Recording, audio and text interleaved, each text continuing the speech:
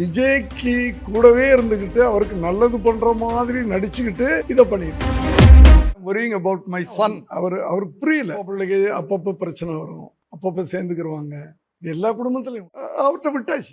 பிள்ளையும் பிரிக்கிறதால அவ்வளவு சந்தோஷம் போல இருக்கு. விஜய் வந்து ஜாஸ்தி யாரையும் மீட் பண்ண மாட்டார். டப்பு டப்புன்னு அறிக்கை இதை யூஸ் பண்ணிக்கிட்டு என்ன பண்ணிட்டாங்கன்னா, இப்போ நானே வந்து ஒருத்தரை புஷி ஆனந்த் அப்படின்ற ஒருத்தரை ஒரு மாநில பொறுப்பாளர்னு ஒரு போஸ்ட் கொடுத்து பண்ணேன். அப்புறம் அடுத்த இதில் 5000 ஓட்டு கூட வாங்க முடியல.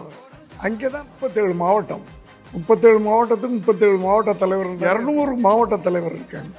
இது எப்படி? முதல்ல விஜய்க்கு வெளியே நடக்கிறதே தெரியாத ஒரு இரும்பு கூட்டுக்குள்ள கொண்டு வைக்கல, கிரியேட் பண்ணுறாங்க. ஒரு நிப்பா நேற்று இந்த இடத்துல பேசுனது தப்பாக பேசிட்டாரு, உங்களை டேமேஜ் பண்ணிட்டாரு அப்படின்னு ஒரு போஸ்ட்டை போட வைக்க, ஃபால்ஸான விஷயத்தை போட வைக்க. ஸோ விஜய் அதை பார்க்குறீங்க, ஒரு பொய் உண்மையாக்கப்படுகிறது. உண்மை அவருக்கு போய் சேர கொஞ்சமாக இங்கே என்ன நடந்துக்கிட்டு இருக்குன்னா, விஜயுடைய உண்மையான விசுவாசிகள் சேர்க்காம அவர் அரசியல்வாதியாக இருக்கிறதுனால தனக்கு ஒரு விசுவாசிகளை சேர்த்துக்கிட்டே. இது எனக்கே வந்து சமீப காலமாக தான் 15 வருஷமாகவே மாதத்துக்கு ஒரு தான் இங்கேருந்து ஃபோன் பண்ணி அவருக்கு தேங்க்ஸ் சொல்ல வைக்கிறாங்க.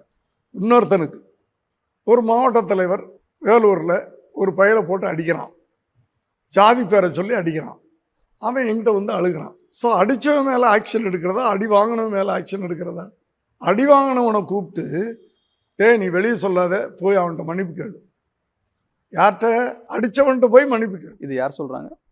புஷி ஆனந்த் போட்டுட்டு நீ ட்விட் பண்ணு, ஆனால் அவர் எனக்கு நல்லது பண்ணுறாரு, இல்லைன்னா உன்னை தூக்கிடுவேன் அப்படின்னு அவனை அதை போட சொல்லி, அதையும் இந்த குரூப்பில் பொய்கள் எல்லாம் மறைக்கப்பட்டு பொய்கள் எல்லாம் உண்மையாக அவருக்கு சொல்லப்பட்டுக்கிட்டே வந்திருக்குது.